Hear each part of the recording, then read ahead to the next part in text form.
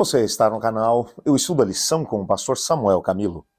Hoje é terça-feira, dia 9 de junho de 2024. E o tema que estudaremos na nossa lição da Escola Sabatina será Mais do Ministério Sabático. O texto que serve como base para o nosso estudo é a continuação, na verdade, do texto que tem nos acompanhado durante toda essa semana no Evangelho de Marcos, no capítulo 1. Agora, especificamente, a partir do versículo 29. Logo depois de saírem da sinagoga, foram com Tiago e João à casa de Simão e André. A sogra de Simão estava de cama, com febre, e falaram a respeito dela a Jesus. Então ele se aproximou dela, tomou-a pela mão e ajudou-a a levantar-se. A febre a deixou, e ela começou a servi-los. Ao anoitecer, depois do pôr do sol, o povo levou a Jesus todos os doentes endemoniados. Toda a cidade se reuniu à porta da casa, e Jesus curou muitos que sofriam várias doenças. Também expulsou muitos demônios. Não permitia, porém, que eles falassem, porque sabiam quem ele era. Eu quero que você pense agora nessa situação. Eu acho muito interessante, porque os autores de Marcos guardavam o sábado. Você percebe nitidamente isso.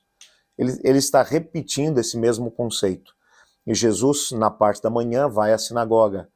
E lá ele vai ler a palavra, ele vai ensinar a palavra. Ele cura um indivíduo, ele liberta o indivíduo que estava possuído pelas forças do mal.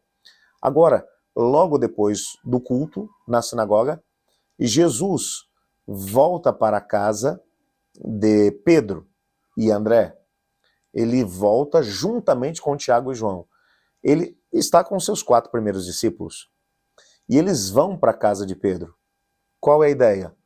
Ter uma boa refeição, conversar, dialogar, estar juntos. Aquilo que faz parte também do espírito sabático. Uma boa refeição com tranquilidade, nas horas sabáticas, muita alegria, porque o sábado é um dia de grande alegria. Na experiência judaica, era assim que o sábado era vivido.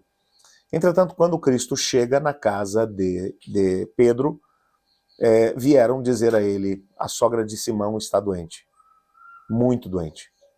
Então o Senhor Jesus, ele vai agora até a mulher, toma-a pela mão e ela se levanta. Acho fantástico o que o texto vai dizer, porque ela vai agora, na sequência, ela vai passar a servir aos que estão em casa.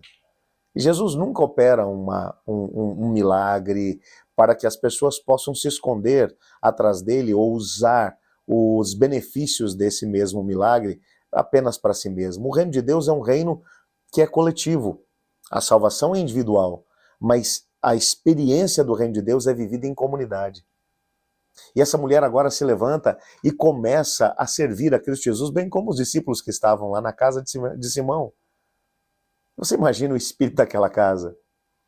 Eu não sei como, mas o fato é que esse gesto, essa cura operada por Jesus, ainda que dentro da casa de Simão, vai alcançar alguns lugares bem distantes ali em Cafarnaum. E o que vai chamar a atenção é que quando chegou a noite, logo depois do pôr do sol, uma multidão começou a se aglomerar na entrada da casa de Pedro. Haviam pessoas doentes, pessoas que estavam sofrendo por possessão demoníaca, todos eram trazidos a Jesus.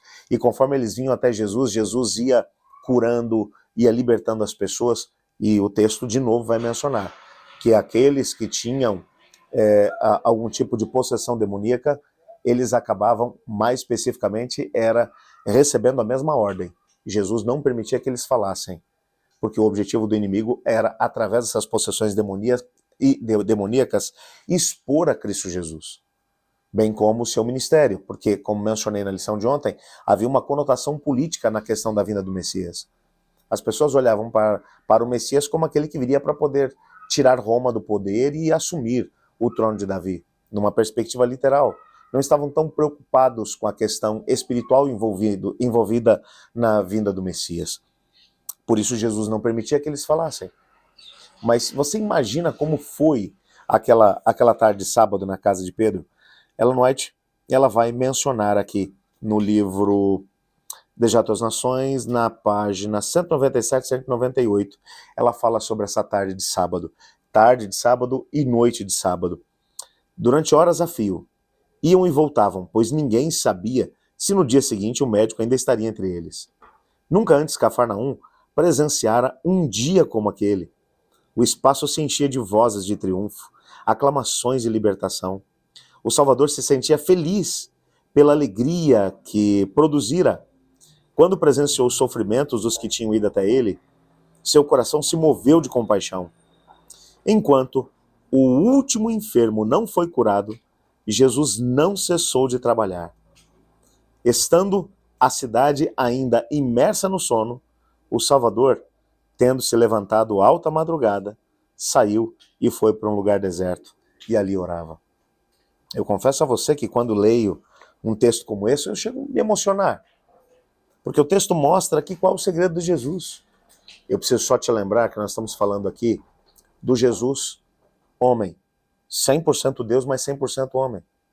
Ele não veio com nenhuma vantagem sobre o primeiro Adão. Muito pelo contrário, ele veio com um corpo enfraquecido ainda pelo pecado. Ele, para poder obter o poder da parte do Pai, porque o poder que ele usava para operar milagres não era o poder de si mesmo, o poder que estava dentro dele mesmo, mas o próprio Lucas explica que era no poder do Espírito Santo que ele agia.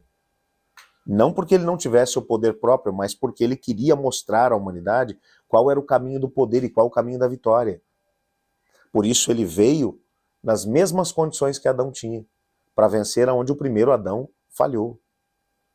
E Cristo Jesus agora, depois de trabalhar até muito tarde da noite, ainda era alta madrugada, quando ele se levantou e foi para um lugar retirado, para poder estar na presença do Pai, para clamar ao Pai por poder, força e libertação para as pessoas que ali estavam. Que Jesus fantástico! Ele serve como um grande exemplo para nós, sem sombra de dúvida. Sendo Deus, mas também 100% homem, não dependendo da sua própria força e poder, ele escolheu buscar a fonte de poder no Espírito Santo de Deus, sabendo que depois nós poderíamos fazer o mesmo. Por isso, ele gastava horas a fio na presença de Deus em oração. Amanhã nós vamos nos aprofundar ainda um pouco mais no nosso estudo. E o texto, o tema que estudaremos será o segredo do ministério de Jesus. Mas antes de podermos ir adiante, eu gostaria de orar junto com você. Pai do céu, muito obrigado por tua palavra e por sabermos que Jesus aproveitou de forma tão maravilhosa o sábado, nos mostrando como ele deve ser vivido. Em comunhão uns com os outros, na igreja, em comunhão uns com os outros, em volta da mesa, em comunhão uns com os outros enquanto abençoamos as pessoas que estão sofrendo no pecado e ao mesmo tempo nas dificuldades da vida. Ajuda-nos a podermos viver o sábado como Jesus viveu. Pois é em nome de Jesus que oramos. Amém. Eu estudo a lição e você?